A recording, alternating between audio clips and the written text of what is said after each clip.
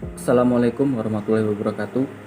Saya Rifki Aditya, NPM 18040411141, semester 7, jurusan Ekonomi Syariah.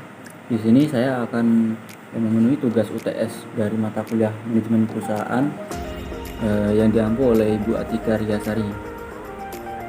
Oke, langsung saja di sini saya akan menjawab pertanyaan nomor 1, yaitu tentang jelaskan apa yang dimaksud dengan fungsi perencanaan dan apa saja keuntungan dan kelemahannya. Baik, langsung saja. Fungsi perencanaan didefinisikan sebagai suatu pengambilan keputusan sehubungan dengan hasil yang diinginkan. Dengan penggunaan sumber daya dan membuat suatu sistem komunikasi yang memungkinkan pelaporan dan pengendalian hasil akhir saat perbandingan hasil-hasil tersebut dengan rencana yang dibuat. Keuntungan dari fungsi perencanaan salah satunya adalah terciptanya efisiensi dan efektivitas pelaksanaan kegiatan perusahaan, yaitu untuk mengkoreksi penyimpangan atau hambatan-hambatan yang akan terjadi saat pelaksanaan dilakukan. Nah, sedangkan kelemahannya adalah perencanaan cenderung menunda kegiatan dan perencanaan mungkin terlalu menghambat perusahaan untuk berinisiatif atau berinovasi. Nah, selanjutnya nomor 2, jelaskan perencanaan Telkomsel menggunakan 4 tahap dasar perencanaan. Tahap 1, menetapkan tujuan dan serangkaian tujuan. VP Corporate Communication Telkom mengatakan dalam rangka mendukung perkembangan bisnis ke depan, Telkom akan mengembangkan segmen bisnis seluler melalui Telkomsel, khususnya memperkuat digital bisnis dan memperkuat segmen konsumer dengan produk andalan fixed broadband IndiHome. Selanjutnya tahap 2 adalah merumuskan keadaan saat ini. Telkom akan mengalokasikan anggaran belanja atau capital expenditure atau CAPEX di tahun 2021 ini kurang lebih sebesar 25% dari pendapatan. Dari 35% sampai 40% dari CAPEX atau capital expenditure akan dialokasikan untuk pengembangan segmen mobile, khususnya memperkuat jaringan 4G dan penguatan IT system. Selanjutnya adalah tahap 3, yaitu mengidentifikasi segala kemudahan dan hambatan peta persaingan bisnis mobile akan turut dipengaruhi oleh rencana merger dari kedua operator telco. Apabila merger dari kedua operator tersebut terwujud, diharapkan memberikan dampak yang baik bagi industri dan mengurangi tingkat kompetisi yang cukup intens dalam beberapa tahun terakhir.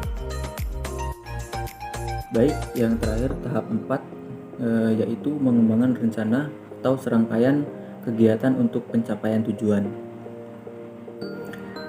Serangkaian rencana bisnis baru telah dipersiapkan oleh Telkom pada awal tahun ini, yaitu pengembangan konektivitas dan platform Internet of Things atau IoT, juga telah memiliki rencana untuk menambah satelit baru. Telkom juga akan berkolaborasi dengan perusahaan rintisan dan bekerja sama dengan perusahaan yang terlebih dahulu mengembangkan bisnis Internet of Things atau IoT di luar negeri. Selanjutnya nomor 3, yaitu apa yang dimaksud dengan etika bisnis dan tanggung jawab sosial. Etika bisnis adalah kegiatan yang dilakukan dalam bisnis yang tidak menyalahi aturan organisasi dan masyarakat. Dalam etika bisnis, setiap kegiatan harus dalam keadaan wajar dan sesuai dengan etika dan norma yang berlaku. Sedangkan tanggung jawab sosial merupakan suatu usaha untuk bertindak secara etis dan beroperasi secara legal, serta berkontribusi untuk meningkatkan kualitas hidup dari karyawan, komunitas lokal, dan komunitas luas. Nah, selanjutnya adalah nomor 4, ada pernyataan bahwa tanggung jawab sosial atau CSR ini merugikan bagi perusahaan karena mengurangi profit dan terlalu banyak mengeluarkan biaya. Nah, apa pendapat Anda tentang pernyataan tersebut? Pendapat saya adalah jika perusahaan itu berdiri atau beroperasi itu tanpa adanya persetujuan dari masyarakat, maka akan susah bagi perusahaan untuk menjalankan kegiatan atau programnya gitu. Dengan adanya CSR ini, perusahaan akan menyampaikan masyarakat bahwa perusahaan akan berjalan sesuai dengan etika moral dan norma yang berlaku di masyarakat, dan menunjukkan bahwa perusahaan ini berdiri itu dengan legal gitu. Di sisi lain juga perusahaan harus memberikan manfaat bagi masyarakat. Dari manfaat tersebut, jika diberikan secara terus-menerus, lama-kelamaan masyarakat akan menjadi loyal terhadap perusahaan. Dalam CSR ini juga menguntungkan bagi perusahaan karena dapat melaksanakan kegiatan atau program yang akan dilakukan itu tanpa ada hambatan atau larangan yang akan terjadi gitu. Jadi kalau mengeluarkan biaya terlalu banyak itu menurut saya tidak apa-apa,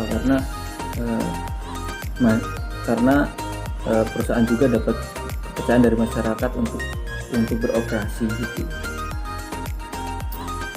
Nah, sekian jawaban dari saya. Saya akhiri. Wassalamualaikum warahmatullahi wabarakatuh.